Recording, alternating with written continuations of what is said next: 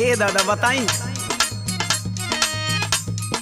मैं हर ना चुनौती देले धइले बाबे चैनी बनावा तनी खैनी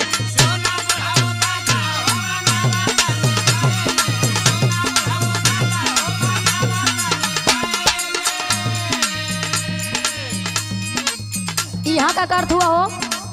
कुछ नहीं दादा ले खाली हाल चल करे नहीं दादा ढेर दिन पर भेटाए देना कुछ नहीं कर तू हाल चाल करत हुआ? हाँ भूलवावत हुआ हमके?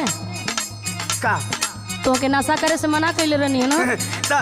ए दादा सुना ए सुना फलाना वो इ नशा ना करो ना खाली हमरे हाल चाल करो ना तू चुप रहा बुढ़ऊ, बोला मत। अब तू हम हूँ के डटबू अरे सुना पहले इनकर हाल सुना। सुना बिगाड़ लिखले दासा करही में नशा हो